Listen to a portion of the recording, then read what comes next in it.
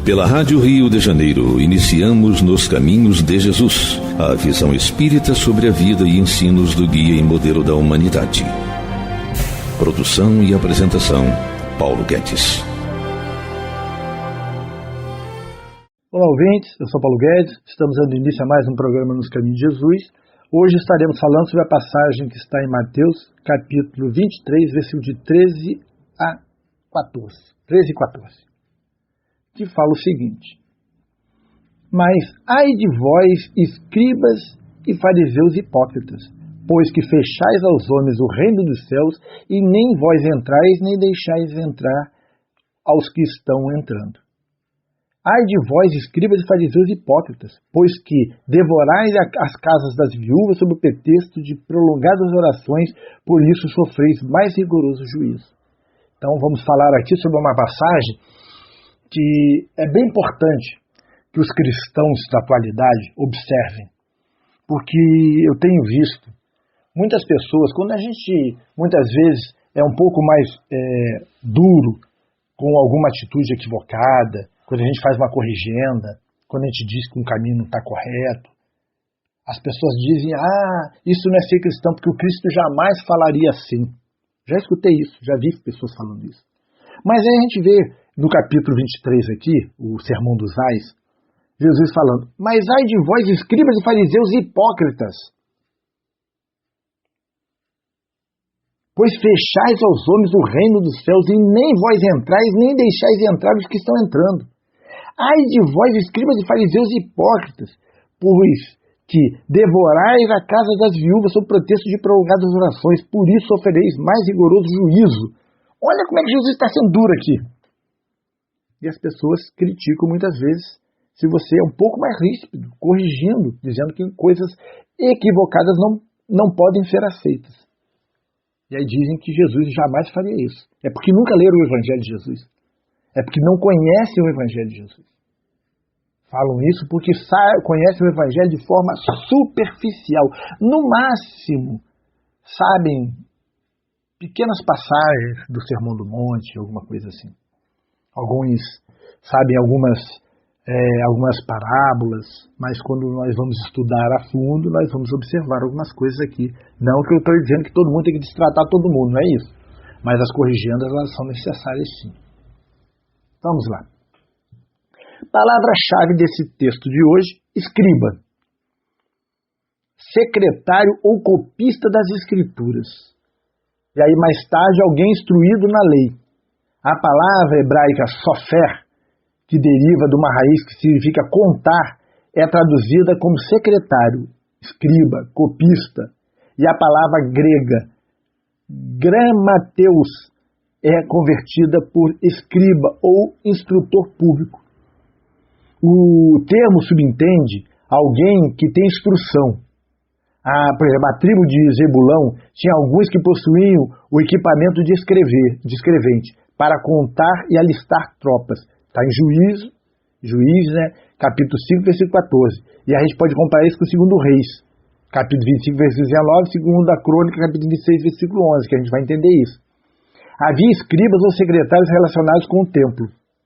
2 Crônicas, capítulo 34, versículo 9 e 13.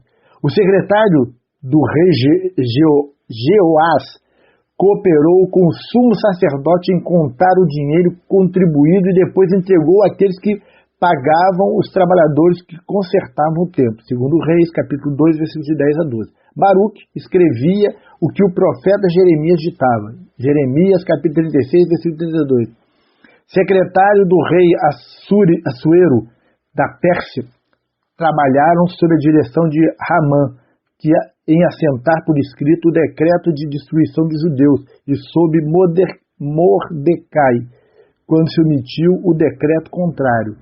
Está em Esther, capítulo 3, versículo 12, capítulo 8, versículo 9. Então, está aqui o significado de escribas.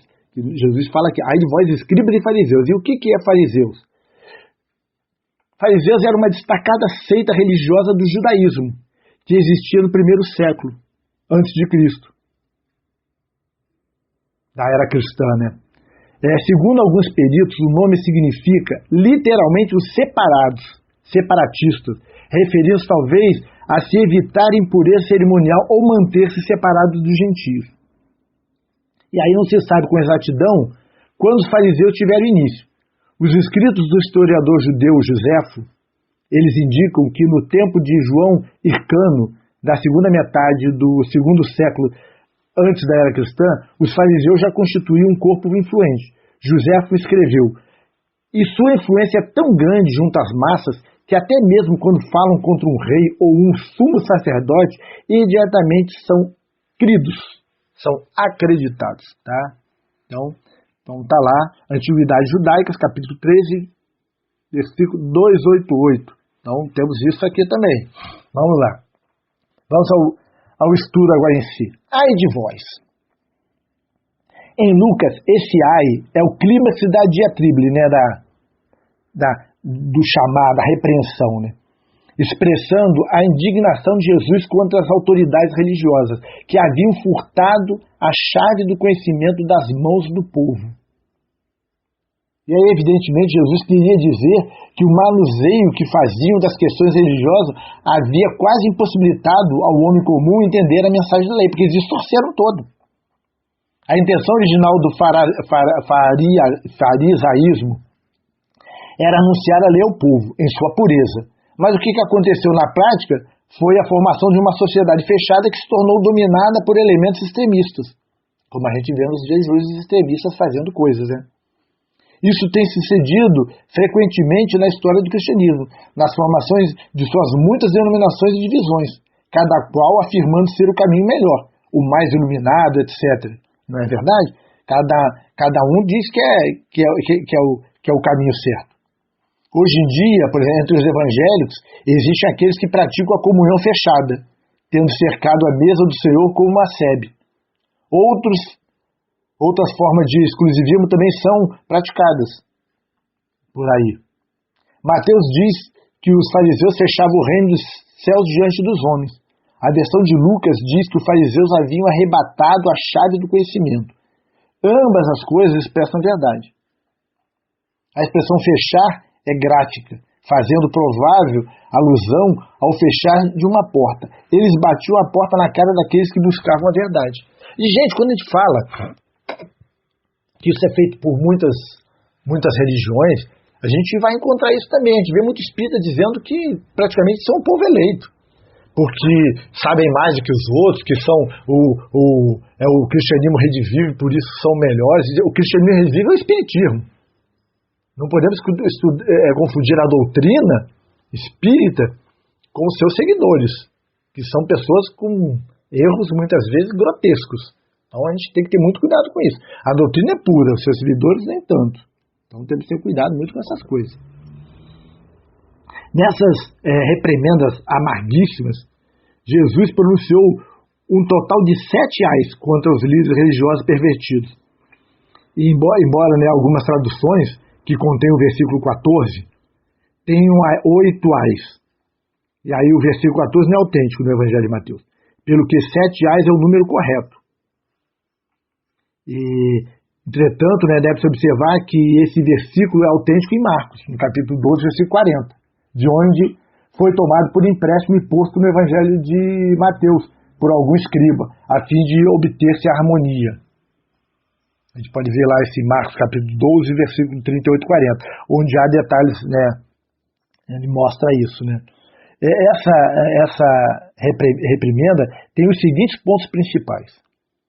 Ficava empanada a compreensão sobre a instituição do templo e sobre a tarefa dos que estavam relacionados com o mesmo.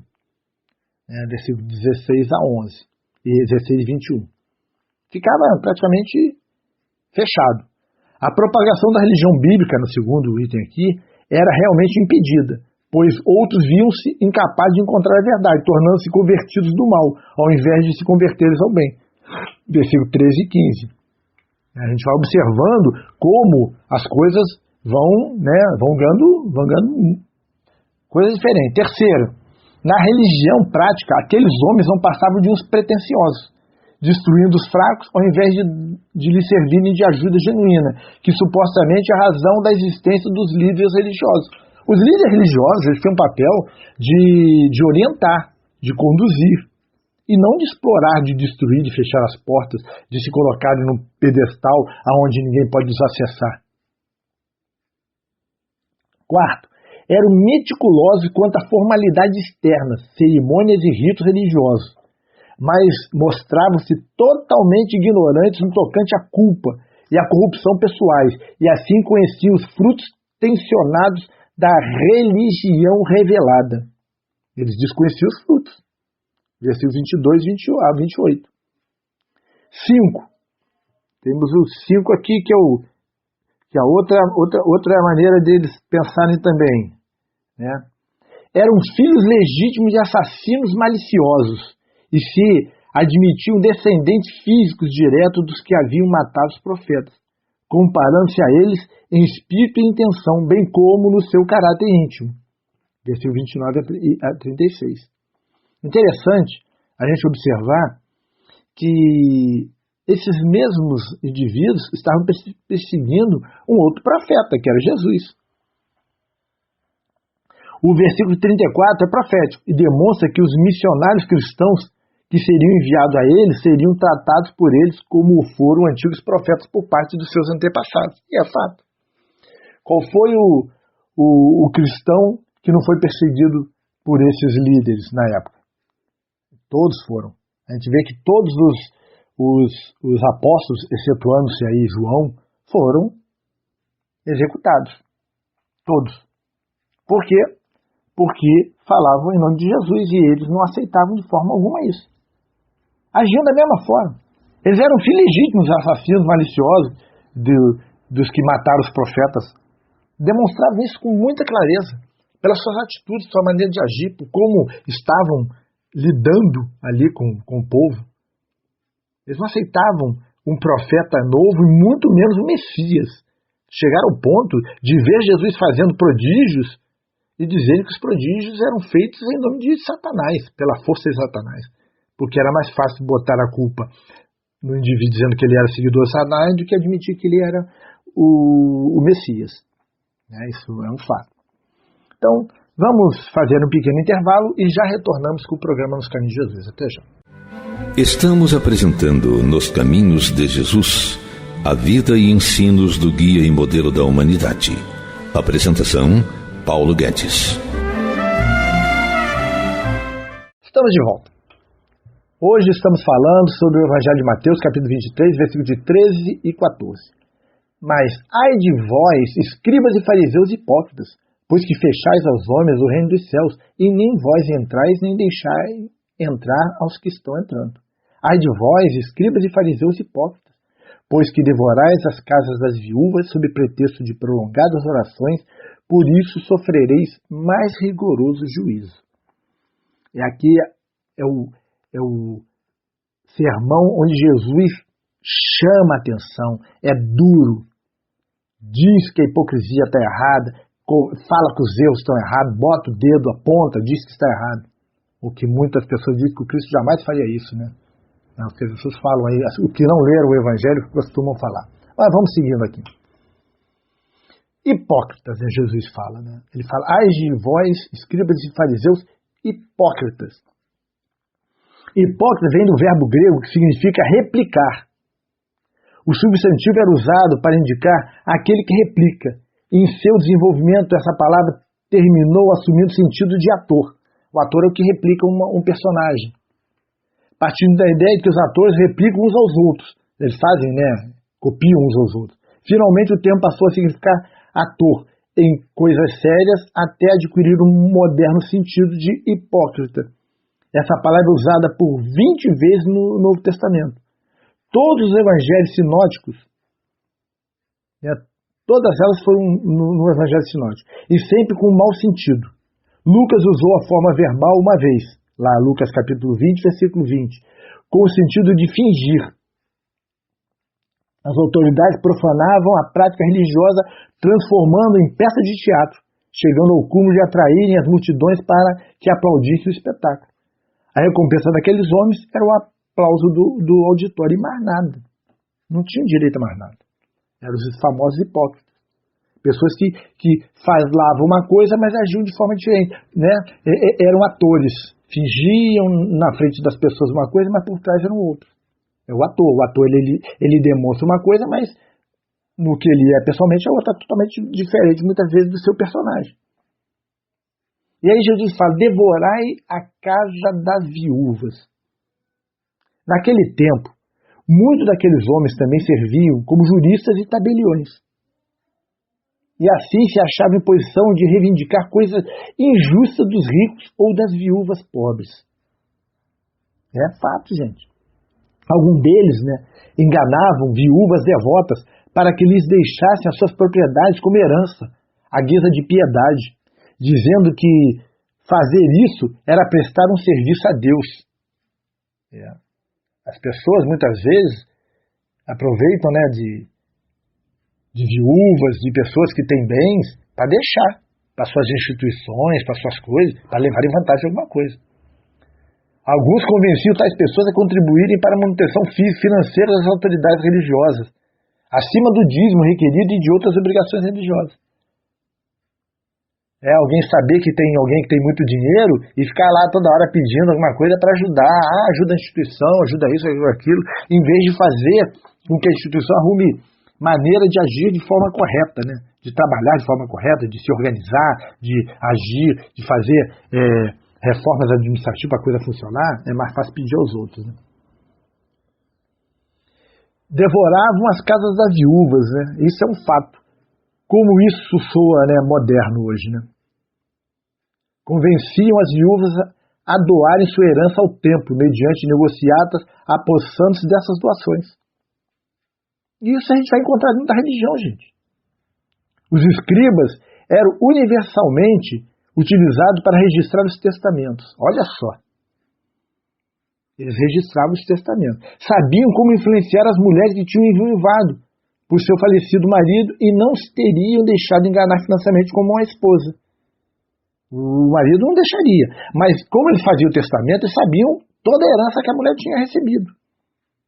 E aí convenciam-nos de que, desse modo, prestavam um serviço a Deus, doando a essas autoridades religiosas as suas propriedades. E assim, tais homens iam enriquecendo, sem se importar com Deus e sua justiça. Requeriam também suas legítimas reivindicações sobre as propriedades dessas infelizes mulheres, furtando os seus bens com toda a aparência de legalidade. A gente vai falar que isso é só no tempo do Cristo? Não. Isso sempre existiu. A gente vê isso nas diversas designações cristãs. Não vou nem falar de fora do cristianismo, porque eu acho que aqui o tema é cristão. Então, dentro do cristianismo a gente vai encontrar isso. Em todas as designações a gente vai encontrar isso. Porque nessa não. Todas a gente vai encontrar, porque isso é o problema do indivíduo e não da religião. Se for ver os postulados religiosos, diz que isso não é certo. Mas, nas atitudes das pessoas é uma outra história, um outro caminho, uma outra coisa. Muitos dentre nós também conhecem líderes de instituições que têm convencido viúvas a lhe deixar suas propriedades. É mentira? Ou então para alguma instituição ou denominação. É fato. A gente vai observar isso. Outros furtam-nas enquanto elas ainda vivem, convencendo-as de que devem fazer grandes doações ao trabalho dessas instituições ou para alguma campanha religiosa. A gente vai encontrar isso. Isso é certo? Segundo o Cristo, não. O Cristo diz que não. Não é o Paulo que está dizendo, é o Cristo. Essas mulheres idosas são facilmente convencidas e enganadas. E é uma vergonha para a instituição em geral, que ainda existam entre nós esse tipo de indivíduos, que assim mesmo se chamam de ministros de Deus, mas que furtam a casa das viúvas, como seus antigos parceiros ou os escribas e fariseus. Jesus chama essas pessoas de hipócritas. Quando se aproximam de idosos, sabendo que tem recursos para poder tirar recursos, para manterem, seja lá o que for, são hipócritas, segundo Cristo. Tanto as viúvas quanto os idosos, que são mais fragilizados, muitas vezes mais fáceis de ser convencidos. Então, Jesus questiona e faz uma reprimenda muito forte sobre isso.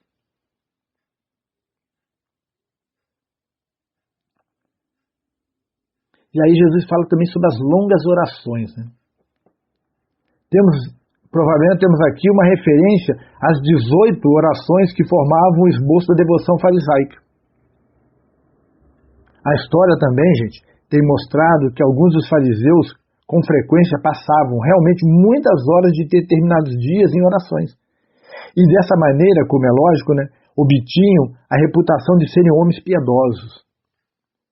Só que, evidentemente, esses homens não percebiam nenhuma contradição em suas supostas devoções intensamente longas e suas desonestidades financeiras. Para nada dizer sobre as injustiças que praticavam contra pessoas inocentes e indefesas. Esse é um fato. A gente vai encontrar isso muito na época do Cristo e ainda vamos encontrar nos dias de hoje.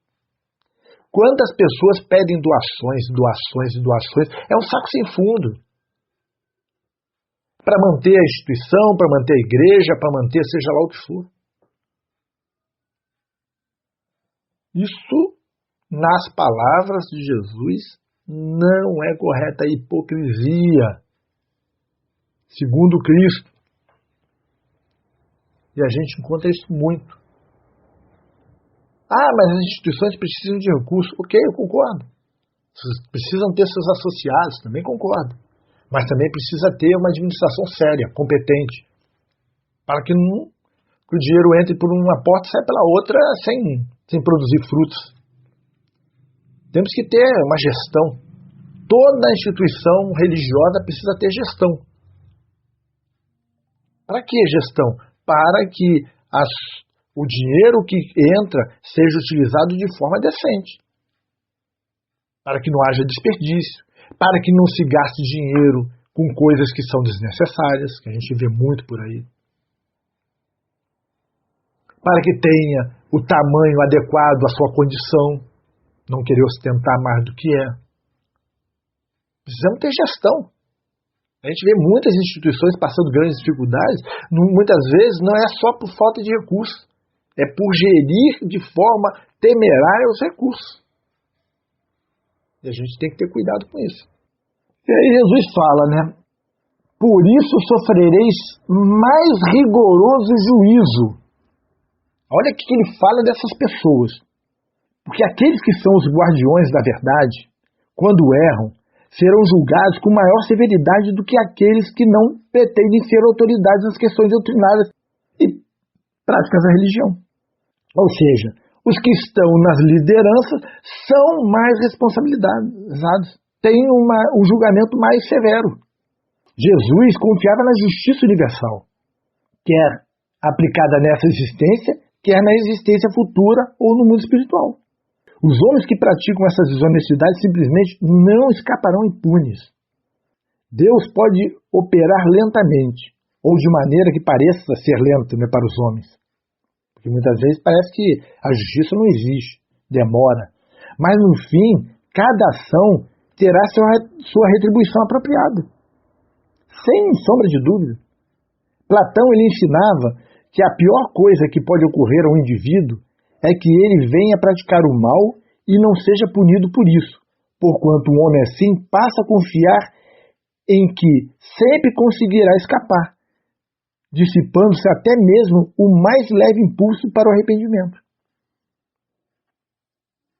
Um psicólogo moderno falaria da desintegração da personalidade ou do caráter, que vem em resultado da prática e do hábito de mais ações. E aí Tiago repetiu as implicações das declarações de Jesus em sua substância, quando escreveu o seguinte, lá em Tiago, capítulo 3, versículo 1. Meus irmãos, não vos tornei muito de vós, mestres, sabendo que havemos de receber maior juízo. Quanto maior a condição do indivíduo, maior o juízo. Então, vamos ficando por aqui. Semana que vem estaremos reunidos mais uma vez com o programa Nos Caminhos de Jesus. Até lá. A Rádio Rio de Janeiro apresentou Nos Caminhos de Jesus, a visão espírita sobre o guia e modelo da humanidade. Produção e apresentação, Paulo Guedes.